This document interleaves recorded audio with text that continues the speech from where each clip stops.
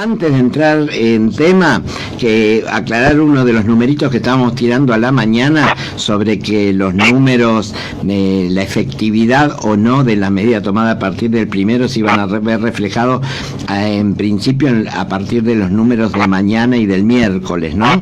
En cuanto a contagios, pero tener en cuenta que si bien lo que tendría que pasar es que se aplane la curva de contagio, o en lo posible sería bárbaro si bajara, eso se va a ver reflejado en los contagios y no en la cifra de muertos.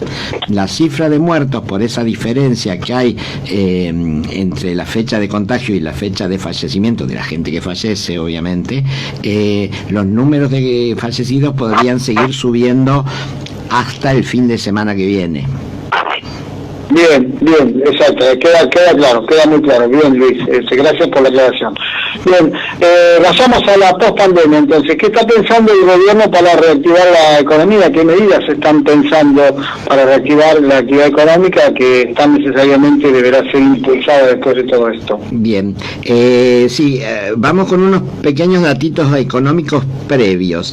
El dato que hay de abril, en abril se perdieron 128.000 puestos de trabajo registrados. Es un número gravísimo. 128.000 puestos de trabajo en blanco, ¿no? Y otro dato que también sirve para analizar la realidad es que el salario promedio, el ingreso promedio, contando tanto formal como informal, como jubilaciones, etcétera, el salario promedio está en 20.000 pesos. Ese es el salario promedio que reciben los argentinos. No hace falta ninguna comparación con ninguna canasta ni con lo que se gasta. La línea de la pobreza hoy por hoy está en 44.000. Entonces, la principal preocupación hoy por hoy no es ni siquiera ni la emisión ni la inflación. La principal preocupación de la economía es el empleo. El gobierno está preparando una serie de medidas post pandemia, inclusive elaborando el presupuesto. A partir del 15 de septiembre tendría que entrar el presupuesto para el 2021. Ese sería el primer presupuesto de este gobierno, digamos, porque está trabajando en el 2020 con el presupuesto del año anterior, y obviamente ese presupuesto reflejará la crisis del COVID-19, ¿no? Del 2020. Se están pensando en un paquete de medidas e incentivos para poner en marcha la economía, para retomar el objetivo inicial de este gobierno, que era mejorar la situación económica. Que recordemos que en febrero habíamos empezado a tener unos incipientes números positivos con respecto a inflación y con respecto a la actividad industrial PYME, que por primera vez había crecido después de 21 meses de baja, y bueno, y eso fue en febrero, y en marzo nos agarró la pandemia. En el presupuesto a elaborar, el gobierno va a considerar una caída de la actividad económica para este año del 2020 del 10%, que coincide con la que nos había pronosticado el FMI, que era del 9,9%. Bien, las medidas que se tomaron, como por ejemplo la IFE y todas esas, para paliar la situación económica, si bien no fueron suficientes, evitó la caída en la pobreza de muchísima gente. Por ejemplo, el IFE evitó que entre 2.200.000 a 2.800.000, ahí está el cálculo, serían 2,5 millones de personas cayeran en la pobreza. O sea, esos 10.000 pesitos son la diferencia para que mucha gente que hubiera caído en la pobreza, además de la que efectivamente cayó, no pasara hacia abajo la línea de pobreza. Esos 10.000 pesitos influyeron en que no tuviéramos 2,5 millones de nuevos pobres, y lo mismo con la indigencia. Evitó acá el cálculo es más difícil, la estimación, pero entre 1,8 y 3 millones de personas que habrían caído en la indigencia, más de las que en realidad cayeron si no hubiera sido por el IFE.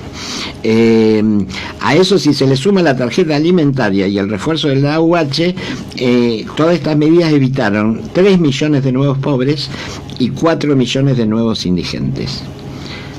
Recordemos que estos son números de la influencia que tuvo las medidas.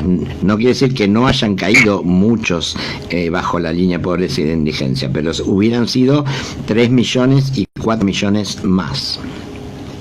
Es importante, claro, el aporte ha sido muy importante. Luis, y en este sentido el gobierno estaba pensando en este famoso tema del ingreso universal, del que se está hablando en todo el mundo, ¿no? Porque ya Angela Merkel habló en Alemania sobre esto, en otros países europeos, creo que Francia también estaba hablando de eso. ¿En qué estado estaría eso para nuestro país, para la Argentina? ¿Y de qué universo se está hablando? Cuando se dice ingreso universal, el universalismo es ¿hasta dónde llega? Bien, el ingreso universal es algo que se empezó a hablar en el mundo y lo empezaron a hablar precisamente los economistas, ¿no? Los economistas más progresistas en el mundo empezaron a hablar de la necesidad de un ingreso universal. Acá primero se empezó a hablar y a partir de que ya lo está mencionando el ministro Arroyo, el ministro de Desarrollo Social, ya empieza a tomar una entidad más tangible, ¿no?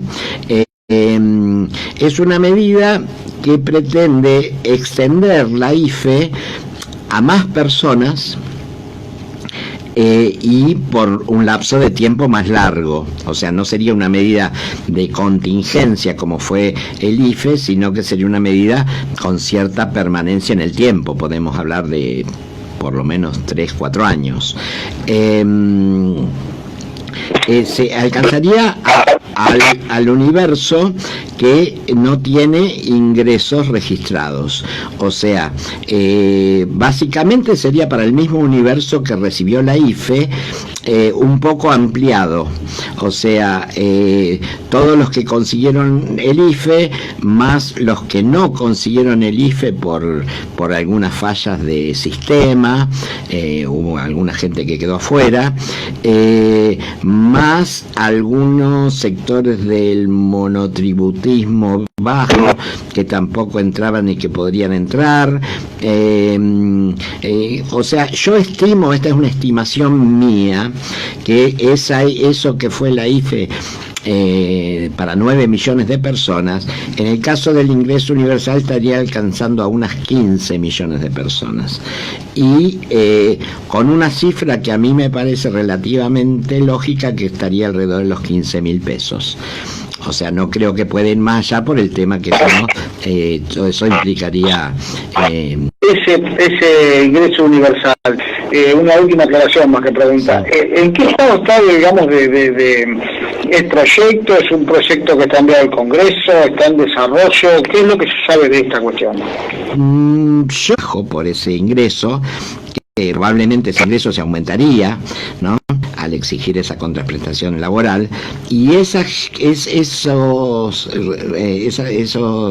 favorecidos por esos planes que tendrían que dar una contraprestación laboral estarían en los sectores de obra pública, construcción, alimentación, textil y reciclado.